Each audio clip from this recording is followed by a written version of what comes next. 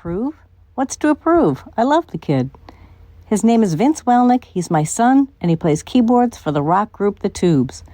Lord knows it's not how his father and I dreamed it when we bought him piano lessons.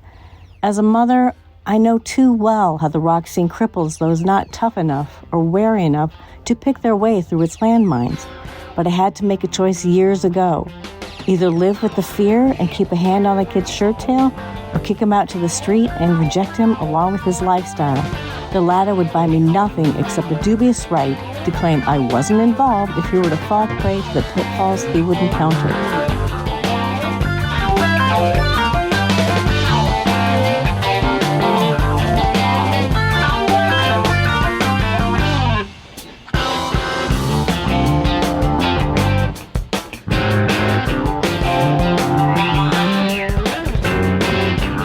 Those were the words of Vince's mom, Jackie Dewey, as performed by Lynn Kalnitz. My name's Thom Jennings, and welcome to Missing Man, the Vince Welnick Story, a 6-episode podcast that explores the life and the legacy of the great Vince Welnick. In this first episode, you'll get a chance to learn more about Vince, especially his time in the Tubes. You'll be hearing from people like Prairie Prince, the drummer of the Tubes, and currently on tour with people like Todd Rundgren. He was a very close friend of Vince's. I owe him a deep debt of gratitude for being able to put together this podcast. We'll also be hearing from Laurie Welnick, Vince's wife, and his biggest fan. And of course from Fee Waybill, the lead singer of the Tubes. But before we get into Vince's story, let me tell you a little bit about myself and why I chose to do this project. I'm a music writer, more importantly, a music lover, located in Western New York near a town called Batavia. And it just so happened that in Batavia in 1985, I met a guy named Vince Welnick, first rock star I ever got to hang out and have a conversation with. The Tubes were performing at Darien Lake, which is an amusement park that had an amphitheater where bands could perform. They were on a tour supporting the album Love Bomb. Love Bomb is a little bit of a divisive album when it comes to both the fans and the band, but we'll get into that a little bit later. That morning, a gentleman was delivering produce to a restaurant that I worked at, and he mentioned that he'd seen the Tubes eating breakfast. So that's how I found out where they were staying. So after the concert, which actually wound up running late because of the crazy weather that was in the area, my friend and I, Chris, we went over to the Treadway in Batavia to hang out to see if we could meet the band. We walked in, looked around, didn't see anybody, and we noticed that there was a bar. One of those nasty-looking bars back in the late 80s. I mean, it looked like it was more something out of the early 70s. Wood paneling, dark wood paneling, lots of cigarette smoke, and a lounge piano player. Well, after hanging out in the bar for a couple of minutes and nobody being in there, we just stepped out front, and sure enough, this bus pulls up. It was one of those old ones. I could still smell the diesel fumes from it. The door pops open, and one by one, members of the Tubes are filing off and walking by. My friend and I are saying, "Hey, great show tonight, man. Hey, great show tonight." Most of them wound up going up to their rooms. There was one guy, he took a quick right into the bar, sat at the bar, lit a cigarette. Well, that was Vince Welnick. Anyhow, we got to sit down with him. We had a lengthy conversation, and before too long, other members of the Tubes filed in, and then eventually Vince wound up slipping over to the lounge piano player, pushing him aside, and just starting to play the keys. Man, it was a surreal night. Just an incredible evening. But I guess that's the kind of thing that Vince used to do. He would always do that. You know, he'd be polite about it, but he would definitely take over. Yeah. And get a little crowd around him. Well, he used to do that every night across from the Tube studio at a place called the Right Spot.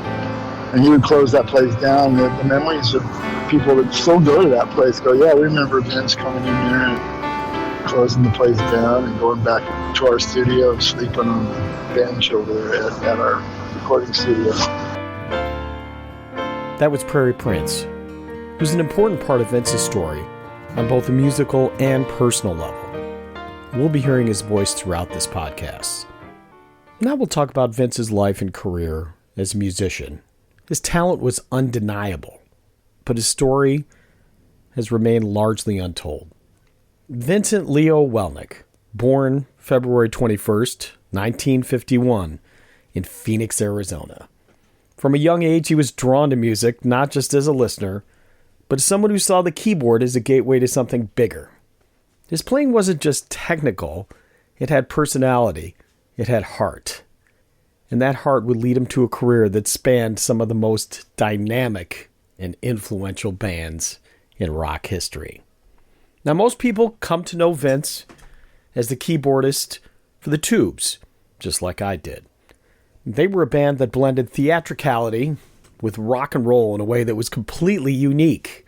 And Vince was there from the beginning, shaping their sound, helping craft unforgettable hits like She's a Beauty and White Punk's on Dope, and my personal favorite, Don't Want to Wait Anymore. His keyboard work was the glue. It was the connective tissue between the wild visuals and the tight musicianship that made the Tubes stand out in the 70s and the 80s. We were close. I mean, Vince was the only guy classically trained in our band. Everybody else had taught themselves. I mean, you know, I was a singer and an actor, and I had taken vocal lessons and stuff, but Vince could play anything. Roger taught himself to play. Rick taught himself to play. Bill, Prairie. Nobody ever took lessons. But Vince, from the very beginning, Vince was, you know, he was like the leader of the band, because when you were trying to figure out a chord, or you're trying to modulate something, or you're trying to change the key to some music theory type question, it was always Vince. He was the one who said, oh, well, this is how it is. It's going to have the blah, blah on top and the minor ninth, whatever. Vince knew all that. And, of course, I didn't know what the hell they were talking about, you know, being a singer. And he was the leader of the band pretty much. I mean, Bill was he's credited as founding the band, and which wasn't actually true either, because you know, Bill had his band, Bill had the Beans, and Roger's band was the Red, White, and Blues band, and the bands merged together after Roger fired his bass player, and so the Tubes were kind of a group effort. You know, we kind of all got together, and you know, I was the roadie before that for Roger, and became the background singer, but Vince was the guy. He was the musical director. He was the one who could play anything, and we'd write it in song, and he was the one that figured out, you know, how the chords would go, how this would go. And that was Fee Waybill, the lead singer of the Tubes, talking about the importance of Vince Welnick and touching on the origins of the band.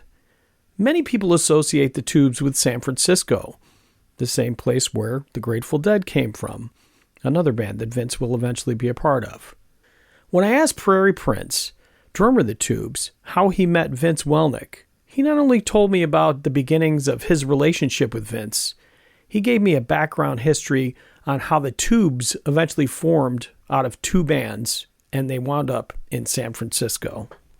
He was in I wouldn't say a competitive band, but my band was the Red, White, and Blues band. And he had a band called The Next of Kin. I think that was the first band that I saw him in before the Beans and stuff. We all played, you know, at the teen nightclubs around Phoenix, Arizona. This was probably 66, I'm thinking 66, 67.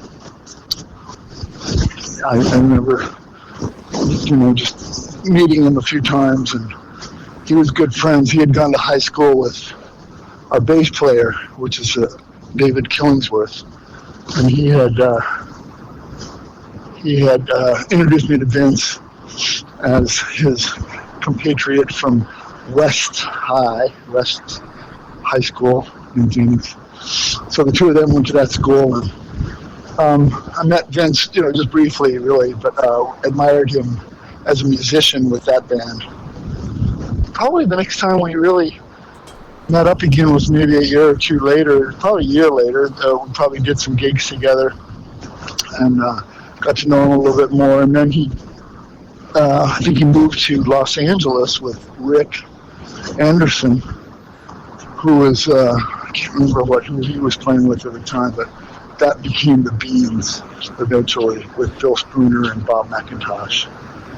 I'm still playing with the Red, White, and Blues band. It's probably getting on to the summer of '68, possibly. And our two bands, the Beans and the Red, White, Blues band, we started doing these sort of mountain festivals out in the desert.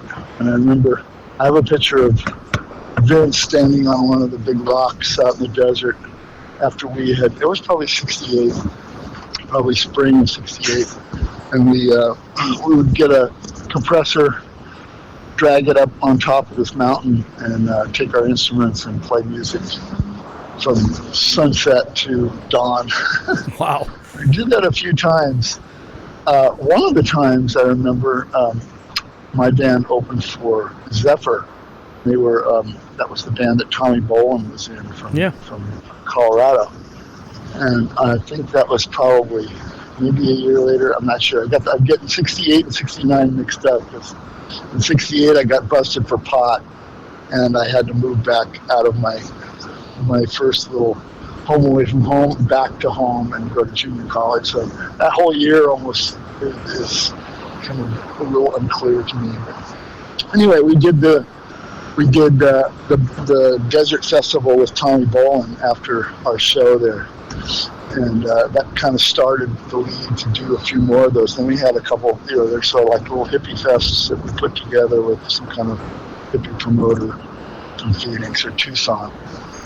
We had a couple of them in Phoenix, out in the desert, and then we had a few of them in Tucson that summer, late summer of '69, before me and my band moved up to San Francisco for me to start, and Michael Cotton as well, to go to the Art Institute, San Francisco Art Institute.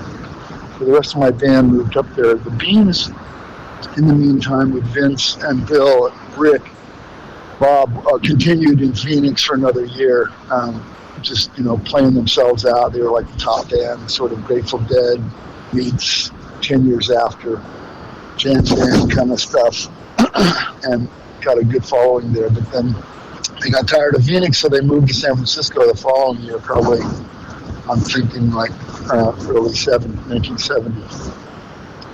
And then we became all good friends at that point. We were still hadn't joined together as the Beans with our band, and the Beans collaborated at one point.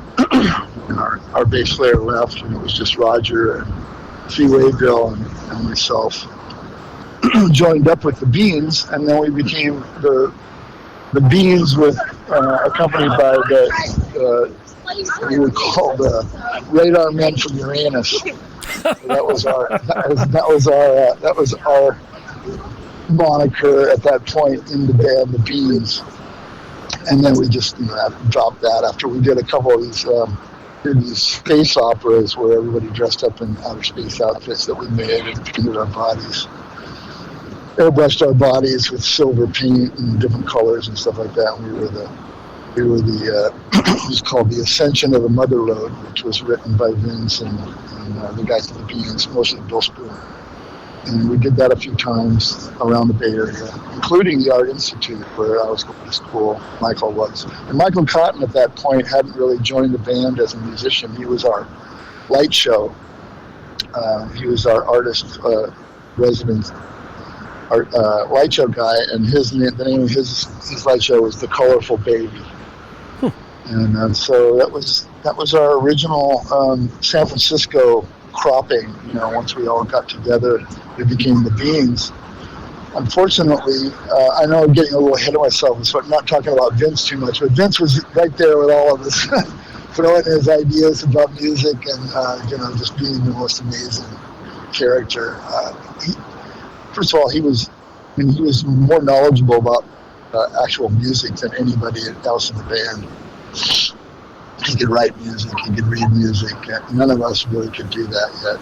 I'm speaking for myself mostly. Yeah.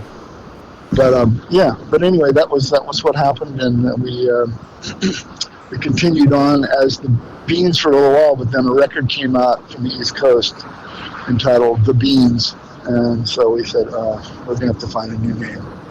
So we put the names in a hat, and everybody threw some ideas in, and Tubes came out of the hat somehow, miraculously. So now you know the origin of the name The Tubes. It was pulled out of a hat. There's a lot crazier ways to pick a band name. But before we go any further, I just want to make a comment about Prairie Prince. Just a great guy, and what a friend to Vince Welnick. Every time that I've run into Prairie over the last 8 to 10 years, he just tells me how much he misses and loves Vince. And the two of them together, they not only created great music with the Tubes, they went on to perform together in groups like the Affordables and eventually Missing Man Formation, which we'll be talking about in one of the later episodes of this particular podcast. So, just to recap, the Tubes originated in Phoenix.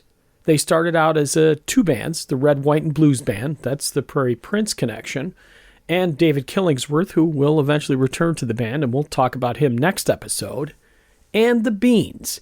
And the Beans were Vince Welnick, Rick Anderson, Bill Spooner, and Bob McIntosh. Eventually, Mike Cotton joins the Tubes as well. The only reason I say this is because I remember when Vince got the job with Grateful Dead, and I thought to myself, boy, this is kind of an unusual combination of musicians for Vince. But it really wasn't. The early Tubes actually had two drummers, Prairie Prince and Bob McIntosh. Unfortunately, Bob died at a young age of cancer, 1973, I believe. And everything I ever heard about Bob, not only was that he was a great guy, he was an amazing drummer. So it was a huge loss for the Tubes and the music community as a whole. And of course, there were two keyboard players. Vince played the piano, was a musical director. Vince was the one with the musical background. And then there was Michael Cotton, who handled the synthesizer. And the weird thing is that by the time Vince joins the Grateful Dead, those roles are a little bit reversed. You have Bruce Hornsby playing these piano parts, and Vince is playing these synthesizer parts that are programmed by Bob Brailov. This is a little bit of foreshadowing, folks. We'll talk about this more when we talk about Vince and the Grateful Dead. But to conclude this particular episode, we'll finish with Laurie Welnick, Vince's wife. I don't use the term widow when I speak of Laurie Welnick, because Laurie talks about Vince in the present tense, and his presence is very much alive with her. But to start, I figured we would let her talk about the time that she met Vince. I absolutely love this story.